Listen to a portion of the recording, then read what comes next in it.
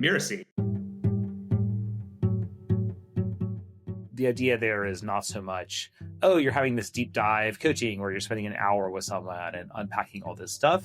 It's more of a quick check-in. If people are getting stuck, this is kind of renewing their energy, or maybe there's just something that they need to figure out, but there's too much inertia for them to just figure it out on their own. Hello and welcome to Course Lab, the show that teaches creators like you how to make better online courses. I'm Ari Eni, the Director of Growth at Mirasee, and I'm here with my co-host, Abe Crystal, the co-founder of Rizuku. Hey there, Ari. In each episode of Course Lab, we showcase a course and creator who's doing something really interesting, either with the architecture of their course, the business model behind it, or both. Today, we welcome Barbara Daoust to the show. She's a certified Thinking into Results consultant with the Proctor Gallagher Institute and certified business consultant through Mindvalley. With over 25 years of experience as a director, acting coach, writer, and producer in theater arts, film, and television, Barbara blends her creative expertise with her passion for helping people thrive in life and in business. Welcome, Barbara. Thank you for having me. So to kick things off, could you give us a 30,000-foot view of yourself, how you came to the world of online courses? I came to it because I had been in one career. I had been in the entertainment career for a long time. Then I had a big, rapid change in my life, which led me to exploring why it was so complicated to change.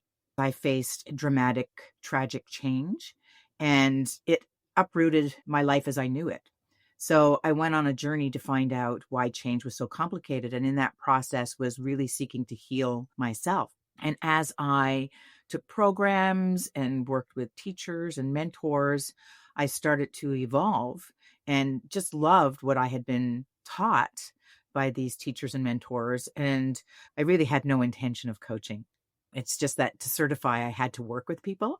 Right. And I started to see the results, and there was rapid transformation and rapid results.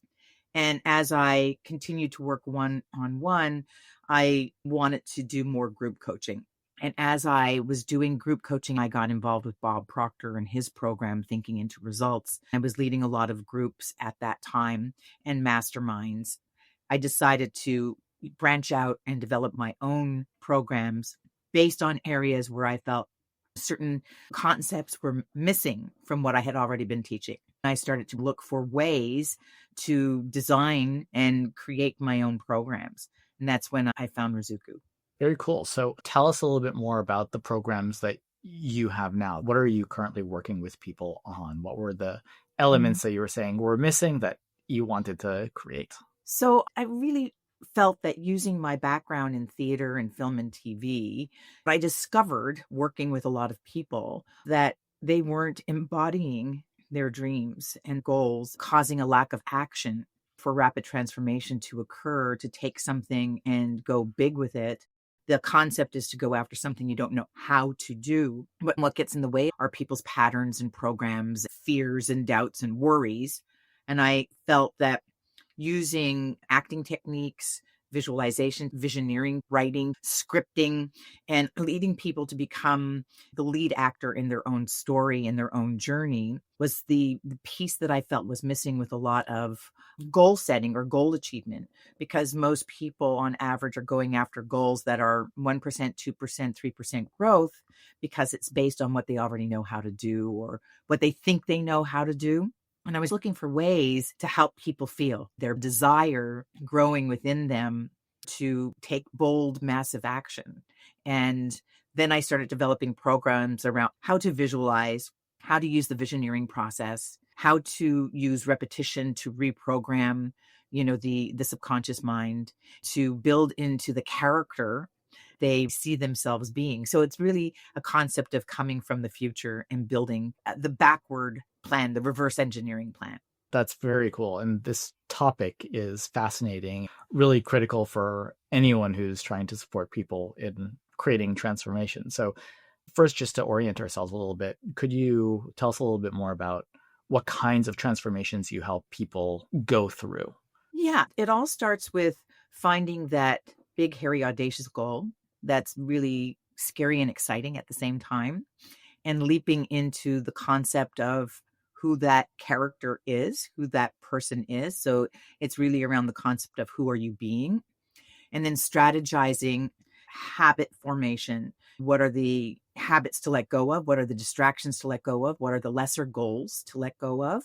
And aiming in the direction, as Napoleon Hill says, that burning desire, and eliminating the distractions. So the process is really about making that choice and making 100% committed decision to go for it and start eliminating the fears, doubts, worries, and limiting beliefs. So there are processes that I lead people through, and we meet weekly, going over the material, discussing the material, and having incredible insights into who they are being, right? Because to really lead others as somebody who's running a business, it's really about leading yourself and understanding yourself. So it's a combination of business principles, personal development, and applying universal laws and spirit, because we are a combination of mind, body, and spirit. Those are the three parts of our personality, which most people don't understand. They're either focused on the mind, or they're focused on the body, or they're focused on being spiritual. But to bring all three pieces together is to understand what's really going on when we're facing fear, what's really going on when we have worry and doubt, and leading them through what's called the terror barrier, and understanding, like Nike says, you've got to just do it. But when I have them in groups, the important thing is that they support each other to keep going. Because when the paradigms show up, all the patterns and programs and limited beliefs are going to come rushing in a big way. People start to see things happening and see things change. And then the old self and the new self start to battle. And I help people really cross that barrier so that they understand that it's their nervous system acclimating to a new version of themselves, and to let go of the old story. And so there's processes that I help people let go of that story and to understand what it takes in habit formation, behavior formation, that, your personal reality is your personality. And then from there, scripting their life movie, understanding the beginning, middle, and end, and what the end scene is, when they can really picture the end scene and feel the end scene, have the images, have the emotions of the end scene.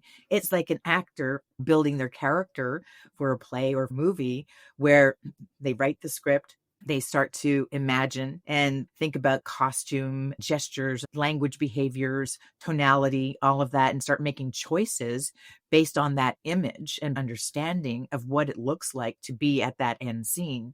And then people make dramatic change. Like, I worked with a woman who was a cosmetologist, but wanted to be an artist. So she built an image of her being at a gallery opening of her artwork. By the end of the Code of Success class, I had everybody acting out their end scene. So they came with a prepared script, a 2-page script. Everybody in the class acted out the other characters in the scene.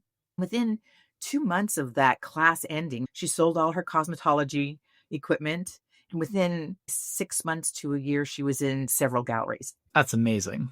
Yeah, truly amazing. So you alluded to parts of the process that you take people through in the Code of Success program. Could you tell us a little bit more about what is the process that people go through? And I'm especially thinking about this from the lens of, as a course creator, you need to support people in creating transformation. And so I'm very curious about the path that you take people through to create that transformation. You've hinted at a lot of different elements of it. So I'm curious, with these big transformations that you support people in creating for themselves, what is the process you take them through to get there? In the Code to Success, I designed it as a 12-week process. I recently did another program called Create Your Future Self Now, which was a 6-week process. They didn't go through writing their own script as much as we focused on visioneering. But in the Code to Success, we start out in the 12-week process of identifying their purpose, vision, and goals, and the difference between the three, understanding their why and passion, and then discussing the importance of goal setting. I couldn't believe in my life that I just was on the hamster wheel of like, go after the next thing, go after the next thing, go after the next thing. I didn't have a concept of future visioning and building into the future self. I didn't even understand the importance of goals. I had goals, but they were more like deadlines. It was just like, next deadline, and then, okay, let's go for another project. I didn't have the awareness of building a path and a roadmap. So, we discuss the importance of goal setting and how that brings up the old programs. And then we go into belief busting, taking limited beliefs, identifying some limited beliefs, and breaking it down into a redecision process, turning that limiting belief into a new belief, and the importance of repetition, repetition, repetition, to just keep on bedding into the subconscious, because a belief is just a thought we have over and over again until we accept it as the truth. But to be able to identify what the limited belief is, that's where the power of the big, hairy, audacious goal comes in, because then those beliefs come to the surface. You can't really change them until you grow conscious of that belief. And then I bring them through a process of the importance of visualization. A picture without emotion doesn't have as much power. I've had people put their pictures on the cover of Forbes magazine. Let's say one young man I worked with wanted to be a millionaire by the time he was 30 and on the cover of Forbes. So we put a picture of him on the cover of Forbes, and he looked at it every day, every day, every day. Within a year, he wasn't on the cover of Forbes. He was 23, but within a year, he was a millionaire. And it all depends. There are people who have huge, huge, huge goals and people who have simpler goals. It doesn't matter. It's got to be something that is going to pull up the limited self in order to create an identity shift. It's really all about self-image. You'll never outperform your self-image. You'll never outperform what you already know. I like to say to people, you probably don't really know who you are until you discover the parts of yourself you haven't yet met. In order to do that, you have to imagine and pretend, because imagination is our biggest tool. And our logical mind, most people are letting the over-analysis, kick in instead of really connecting to the imaginative mind, the emotional mind. And then I lead them through a process of getting really messy. I tell people to design your messy, go for something and design it. If you're not perfect at it, be okay with that, because you have a modicum of control when you're designing your messy. You have a certain amount of well, I designed it that way. And if I'm going to make a mistake, I know that's what I was going for. I bring them through thoughts become things. It's understanding the difference between the conscious mind, the subconscious mind, and the unconscious mind. Breaking that down really leads to such a deeper understanding of self, and to be able to be the guardian of your thoughts, what's happening between your ears, and to truly commit at a level of, what that new identity is about. Understand how powerful thoughts are and the way we speak it into existence. Then I build them into a new self-image. The self-image is our deepest, innermost thoughts, the way we speak to ourselves and how we just keep affirming what isn't working. I talk a lot about neuroscience. I've been studying neuroscience for over 9 years now. And I talk a lot about the difference between the mind and the brain. The brain is hardwired for negativity. I think about 85% of it is wired for negativity. So we're constantly looking for threat, constantly looking for danger to protect ourselves. So change is, very complicated, and we're seeking comfort. But I like to say that the comfort zone is the scary zone. It's the limited zone. It's the place where we just keep on perpetuating what we don't want. So to be able to create a new focus, a new self-image, to focus on what you want, not what you don't want. We really build that self-image. And then I guide them into directing themselves in their future, living from their dream and practicing a script. And then they've got a script that they can record. I work with a doctor and we add brainwave entrainment, which is, basically helping them get into deeper transformational phases using alpha, theta, and delta brainwaves. Then they're off repeating it over and over and over again.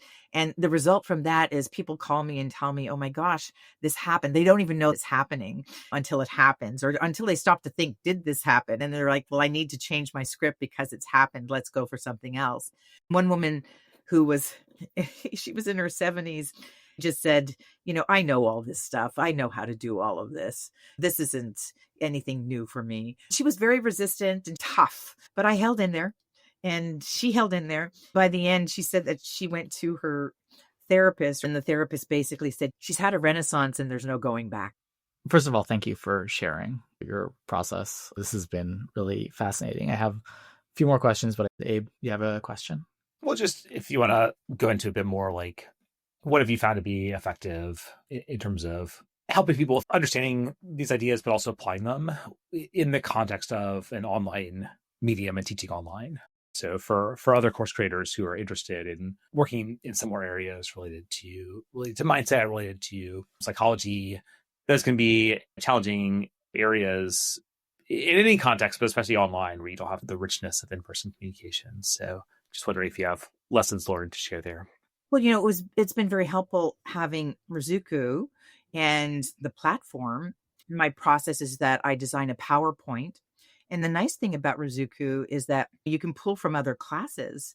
My weakness is putting together templates or designing, not necessarily the graphics, but having a process or an exercise that's already put in place. And I've explored some of the other programs, and then I'll pull some of those exercises, like the 4 quadrants, in goal setting. And it's already designed on the page. And then what I do is I put together a PowerPoint. So the first part of the class is really using PowerPoint to discuss concepts, building through pictures. On the Rizuku platform, I just have information for them to read, and it might be 1 page per module. So they're supported with the written material, they're supported with the PowerPoint, and then the PowerPoint goes on replay so that they can look at it every day.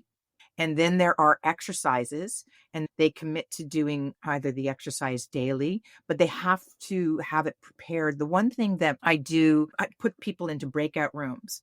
And I've always done this with all my groups, because when they're put into breakout rooms, they feel really responsible for being accountable, because they don't feel good when they're in a breakout room with someone and they haven't done their homework. It's a higher level of accountability that I really stress. In response to your question, Abe, are you talking about if there's coaching live or just the online course itself without the coaching? Really just trying to get at what have you found most effective in terms of getting people to engage deeply and make actual shifts in their mindset and behavior, given the structure of the online medium? I think the most effective has been having these groups and holding them accountable to the work. Also showing up live on Zoom, having that video format, the educational piece, the exercises, and the program. What's great is the reminders, the format that they can go back to, and watching the replays, asking them to commit to doing it daily, but there's no control over that. I did use one course without coaching, but the rate of transformation was not as powerful, without the meeting, without the coaching, without some kind of accountability. I tried the online coaching using emails, to say, how are you doing? And I see that you've completed this much. But when I looked at how many people actually followed through all the way, of 3 classes in and they're on their own, they're not doing the work. Yeah, makes sense. Yeah. I'll purchase an online program, and more often than not, I'll complete it. And then even if they offer a coaching component to it, I'm just one of a handful of people that show up. And I find that's the challenge, right? It's that engagement at a level of they've got to do the work in order for the transformation to happen. They get to that sticking point where the resistance kicks in, and getting through that hump is where most people give up. They give up on themselves without understanding it's the paradigm holding them back. And so what have you found most effective to keep people on track through this process? In addition to, you were saying that when there are meetings, those kind of higher level engagement elements in the program, that's helped. What else? What would you, based on your experience, recommend that, people not skip in their own online courses when relevant? I think that when I do a high ticket program, one area that helps is I do 15-minute laser calls just to make sure that they're on track, or to discuss a personal issue that might be holding them back, but keeping it highly intentional, highly focused, and directly related to the homework given to them that week. It could be an email conversation, but I'm not somebody who enjoys texting or emailing because I find a lot is lost in translation or tonality. Okay, so it's really the calls. That component I add if it's a high ticket program. Awesome. So one more question I had for you is everything that you do is around transformation. It's about creating transformation for people. Every course creator, in essence, that is their goal as well. It could be about teaching their clients to do ABC, which is in effect a transformation. So for course creators who maybe creating transformation isn't their strong suit, it's something that they are new to, what are a couple tips that you would give as here are things that you want to keep top of mind? And of course, everything that you've explained so far is great food for thought for them as well. But what are the 2 or 3 things that you would highlight as make sure to keep in mind as you're building out your program? That's a great question. I would say keep it simple. At this time, what I'm discovering, because I know in the beginning for myself, and I still have this tendency, is I just throw in the kitchen sink and it creates a lot of overwhelm. And then it also, for the creator, for myself, creates expectations. And those expectations may be too high. And to remember that people are where they're at. I've been doing this for quite some time. Like, I assume all the time that people understand what a paradigm is, or I assume that they understand what self-image is, or I assume that they understand the difference between the mind and the brain. I make all these assumptions because it now seems so simple to me. So to really think back to where you were before you had the transformation. And for yourself as a course creator, think about where you started, what caused the change, and why you're so excited about sharing it. Go back to the key points of where you began and where you first started, and breaking it down so that there's a system to follow, and that the system is not too radical in the beginning. When I work with people on a big, hairy, audacious goal, it's pretty radical. But it's getting clarity around that as well. There are some people who don't even know where to begin or what that is. But, like I worked with a HR manager who her goal was to become an HR director. But by lesson 7, she opened up and said, I really just want to run a vineyard in Tuscany. We have a lot of what would be called a shadow career, not really following and pursuing the dream. But to do that, it's to get bold. And so just remember, for some people, it's baby steps. Awesome. Thank you. Abe, any last questions? No, I'm good. Anything else, Barbara? Do you want to share any final words for people listening? I would say that for the Rizuku platform, what's really great that I appreciate and have been excited about is, all the complex systems for setting up a course, from your sales page to your Stripe account to creating modules to being able to design and pull from other lessons. All of that is really a great way to start if you're just starting out as a course creator. Cool. Thank you. And then my last question for you, Barbara, is where can people go to learn more about you and the programs you deliver? They can go to my website, which is Barbara Daoust, DAOUST.com. And if anybody wants to book a session, they can do that on my site. Also, if they went to the codetosuccess.com, there's a free download to write their own Code to Success script. Barbara, thank you so much for being here with us. It was an awesome conversation. Thank you for having me. Now stick around for my favorite part of the show, where Abe and Ari will pull out the best takeaways for you to apply to your course.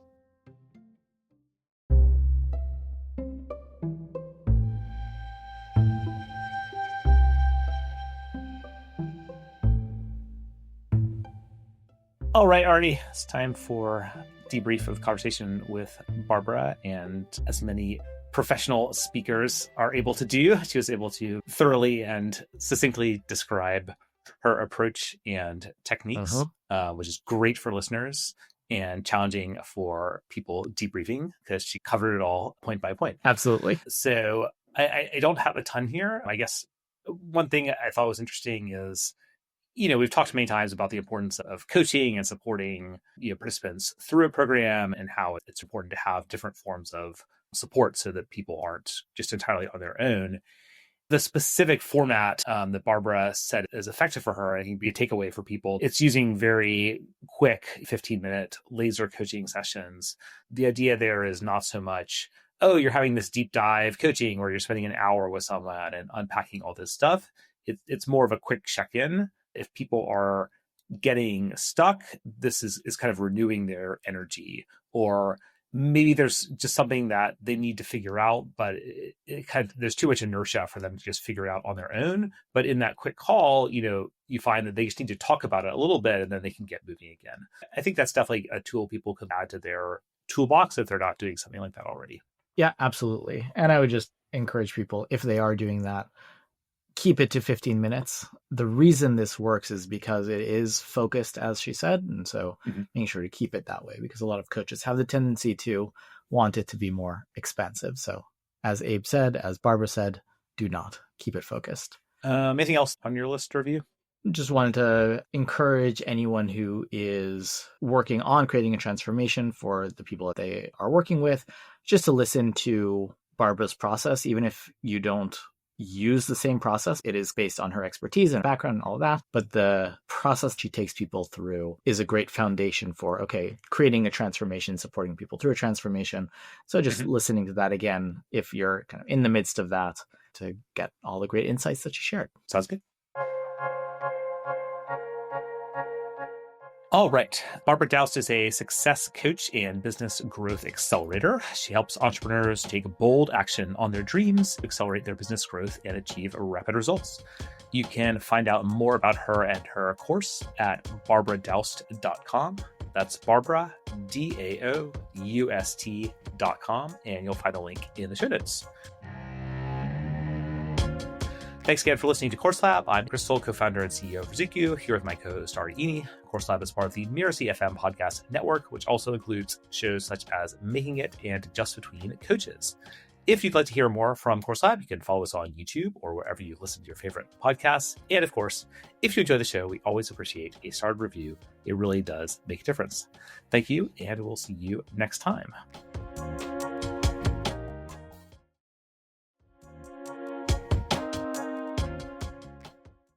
So, Ari, who do we have coming on the show next? Next time, we have Laura Lomax. She is an intercultural practitioner and instructional designer. She's focused on developing customized workplace learning solutions to underserved communities, governmental agencies, and places like police departments, jails, and prison systems across the U.S. That sounds very different than the typical course we talk about. Yeah, absolutely.